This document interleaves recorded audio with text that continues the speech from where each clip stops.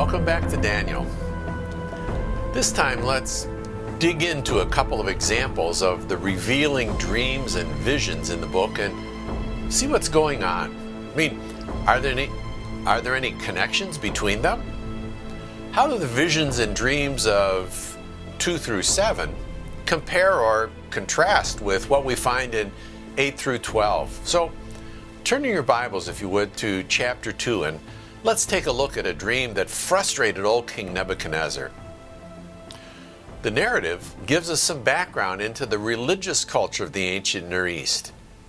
Did you notice the key role that's played by the magicians and conjurers and sorcerers and master astrologers in guiding the king? The problem is, he wants them not just to interpret the dream for him, he's forgotten it.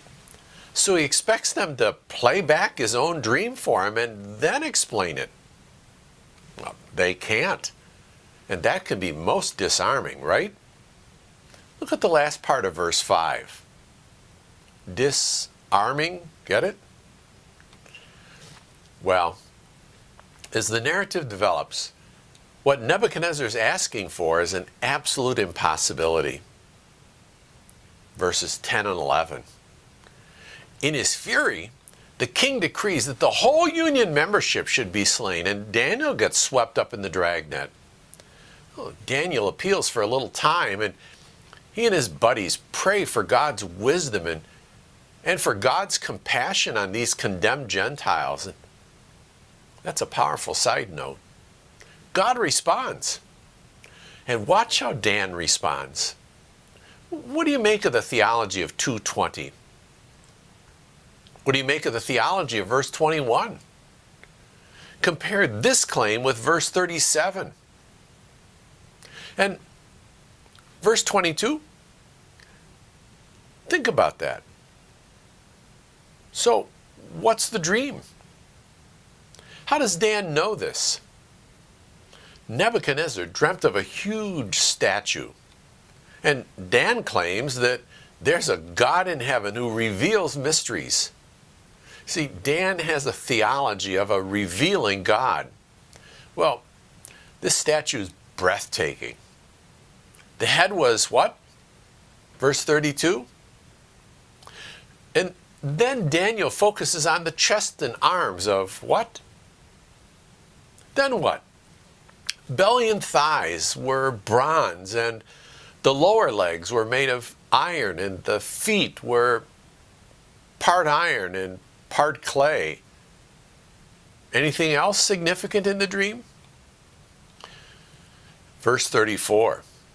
A stone cut out of the mountain, hands free, and it crushes this last empire, and the whole statue is crushed. But that stone, it becomes a mountain that fills the whole earth. So Nebuchadnezzar now wants the second part of the assignment, eh? What's all this mean? And Dan's happy to oblige.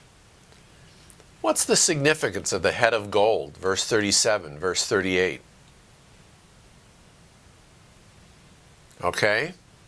So Dan and Neb and the audience, including us now, know that the first segment of the great variegated statue represents the Babylonian Empire. And though the subsequent parts aren't as specifically identified, Daniel's clear that they represent successive kingdoms, right? Verse 39, after you there will arise another kingdom, and then another third kingdom of bronze that will rule the earth. So at least number 1 and number 3 are not petty little fiefdoms, but more like what we might call an empire. So maybe 2 is an empire as well. Well, there's gold and silver. Those are elements. I mean, they're pure metals, but bronze of the third empire is an alloy, isn't it? Comprised of copper and tin. I wonder if that pairing has any significance. And the fourth empire is comprised of iron and clay, and a big deal is made of that diversity in verses 41, 2, and 3. But what's the punchline of this revelation given to Daniel? Right, verse 44 and 45. Daniel's God is going to replace these empires with an indestructible empire that will endure forever. Wonder what that might be about. Well, let's hop over to the other end of the Aramaic section of prophetic history of the Gentiles. And chapter 7 records a dream that Daniel had in the first year of Belshazzar, Nabonidus' son, co-regent. It was comprised of a weird and wonderful menagerie. I mean, there was a lion with eagle's wings and a bear-like creature and a leopard that had 4 wings and 4 heads. Wonder about that. And then there's this unclassified beast with large iron teeth and 10 plus 1 horns. And there's trouble in River City, I mean in the horn section. But what's the text say? The Ancient of Days takes his throne. The books are open. The beast was slain, and the Son of Man shows up and is presented to the Ancient of Days. And look at verse 14. This dream ends with an everlasting dominion that will not be destroyed. And check it out. For Abe, sure enough, but it involves all the peoples and nations and languages. Wow.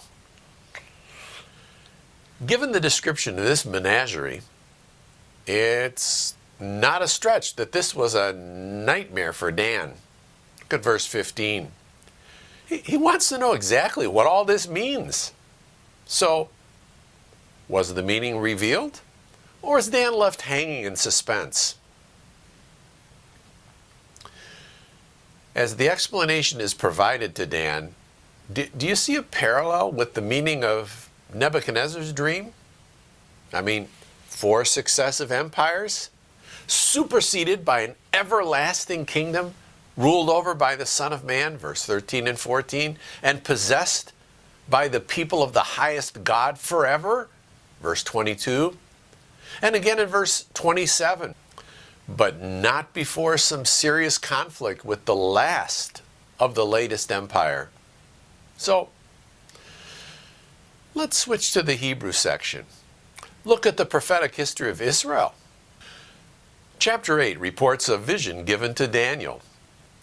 There was this rambunctious 2-horned ram at the canal, then a buck goat with a unicorn from the west, then a vanquished ram, and then that single horn was broken off the buck goat, but 4 horns grew in its place, and then one more little horn. This little horn grew huge and arrogant, but eventually it's killed. And after a whole bunch of turmoil, by the end of 814, the holy place is properly restored. So, what's this all about? Now we get to some more specific correspondence as Gabriel explains the meaning to Dan. Gabe says this vision, look at 8:17, pertains to the time of the end. Verse 20, the ram represents the Medo-Persian Empire.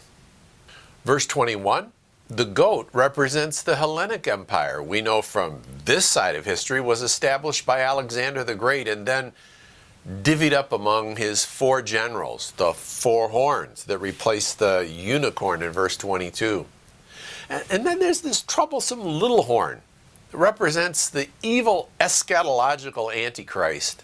And Daniel, though he wasn't informed this much detail from our side of history, it seems that this Antichrist was prefigured by Antiochus IV.